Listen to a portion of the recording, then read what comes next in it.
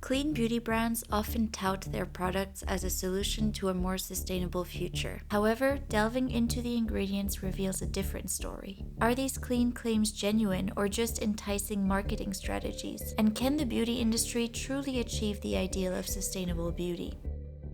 Hello, I'm Abby, and for the past 2 years I've been making videos about formulating in a hopefully more sustainable way. In this video, we'll uncover the environmental claims about clean beauty and see if they can live up to expectations. This video is a bit of a new format, so I hope you enjoy it.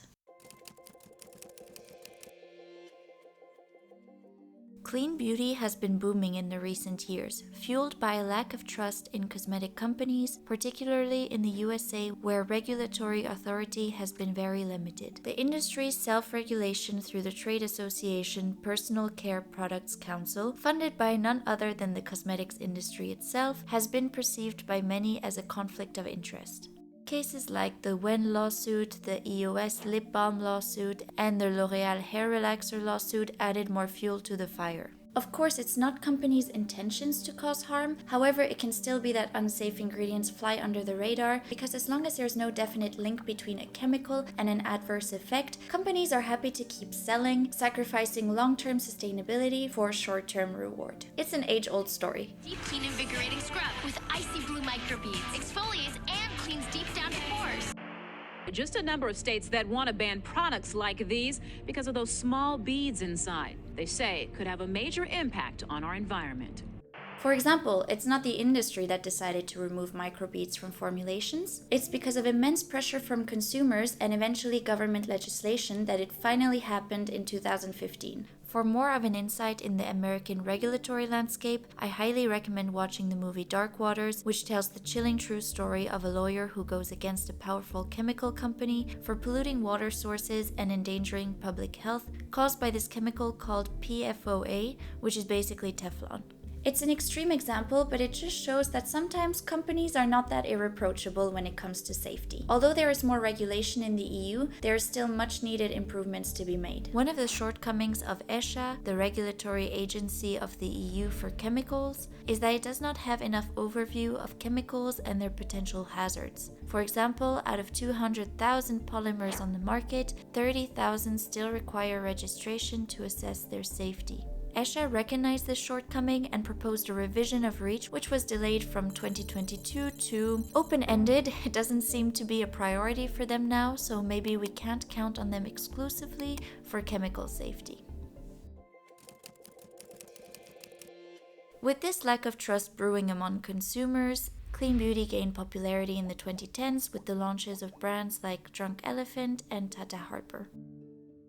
But here's a question for you. What do you think of when you hear clean beauty? It invokes a notion of health and safety, sure, but does it also mean good for the environment? And if so, what are the criteria that qualify as good for the environment? According to consumer data, the clean beauty shopper identifies as environmentally friendly first and foremost, even before health conscious, according to this poll, which I found very interesting. So it is safe to say that clean beauty has become synonymous with green beauty as consumers look for more responsibly sourced ingredients and eco-friendly packaging when making their choice.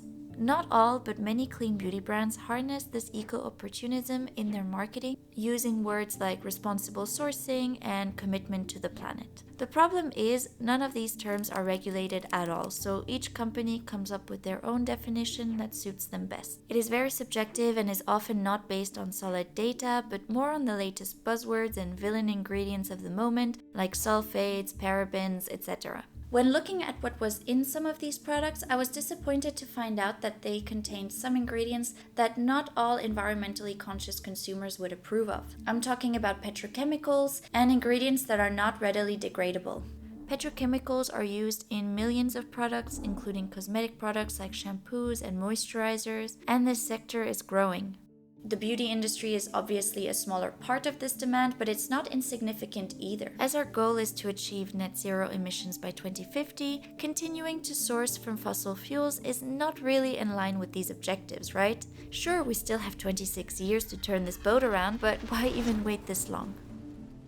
Another issue I mentioned with regards to clean beauty is the use of ingredients where biodegradability and long-term environmental impacts are not clear. Ingredients like carbomer, acrylates, polyethylene, and silicones are not readily degradable, and some of them are actually considered to be nanoplastics. When we use products, they wash down the drain, go to wastewater treatment, but not all chemicals can be broken down, so they get released back in the environment either in form of sludge or effluent water. The non-biodegradable material therefore ends up either in our waters or lands and can take a while to break down in the environment, if at all. When chemicals don't break down readily in nature but continue to be released, their concentration in the environment increases and they become persistent, making their way up the food chain. When I tried looking at degradability data on some of these ingredients, I couldn't find much assurance from manufacturers. Without the assurance from these brands or chemical ingredients manufacturer, how should we know if these ingredients are safe to be released in the environment? Several recent studies have actually highlighted the fact that the effects of these nanoplastics on the environment are not so well known because we lack the tools to study all of them. What these researchers all agreed on was that more digging was necessary. And who knows, maybe these chemicals are not a threat after all. But shouldn't we first study these ingredients properly before releasing them in the environment and finding out too late that they do cause harm?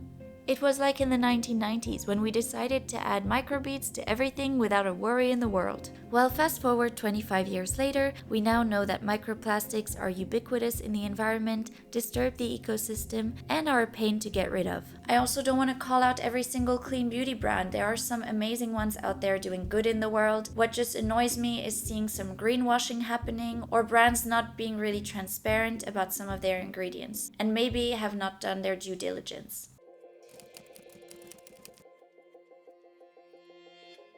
For me, clean beauty should mean products and ingredients that are safe to use on the skin when used in the appropriate amount and do not pose a threat to the environment in the long term. As you can imagine, it is very difficult to research this yourself for every ingredient out there. This is why I rely on the framework of certification bodies like the Cosmetic, Organic and Natural Standard, short for COSMOS, to filter out ingredients and products. Maybe you have seen these before in one form or the other. These are on product labels all over the world and not only certified products but also cosmetic ingredients based on principles like environmentally friendly production and processing, prohibition of GMOs, petrochemical-based ingredients, nanomaterials, and non-certified palm oil. Ingredients must be biodegradable and non-persistent in the environment. If the products are to be labeled organic, then at least 95% of the physically processed agro-ingredients must be organic. Companies must also have a recycling plan, use approved materials for cleaning, and must demonstrate sustainable packaging. As you can see, the standards of Cosmos go way beyond the status quo and are more detailed and tangible than vague terms like clean. But having said all that, even this solution is not perfect. Just because an ingredient is approved by these certifications does not mean it is the most sustainable it can be. For example, essential oils are allowed due to their pure natural origins, but they are extremely resource-intensive ingredients, demanding a lot of land, energy, and water use for very little output. What I'm trying to say is that there's other factors that need to be taken into consideration, such as water usage, emissions, and overall ecological footprint, instead of just making blanket statements of natural equals good. Clean beauty has really hit the industry by storm, and I believe for the better. It's great that as consumers we have learned to be more critical about what goes into beauty products. But we cannot stop here, and we have to keep progressing to produce safer and cleaner chemicals. When I began learning about formulating, I discovered the concept of green chemistry, which I fell in love with. Squalane derived from yeast fermentation instead of shark liver, cocoa glucoside derived from plants instead of petrochemicals are all examples of green chemistry. Green chemistry goes beyond green marketing and poses questions about how ingredients are made. Imagine a world in which instead of disturbing natural resources, we could manufacture ingredients right around the corner in a lab with low water and energy consumption. If you are interested to know more about green chemistry and its 12 principles, with real-life examples of how it looks like, vote by liking the comment down below. And finally, I don't think we can go wrong with more transparency, even from those certifications. I hope we can move away from this black and white thinking of either your team natural or your team mainstream and learn to ask deeper questions about how ingredients are collected, processed, and formulated with. You can find the script along with the sources all on my blog, organicalchemist.net. You're a real trooper if you watched this video until the end, and if you enjoyed it, I think this next video will be of interest to you as well. Bye for now!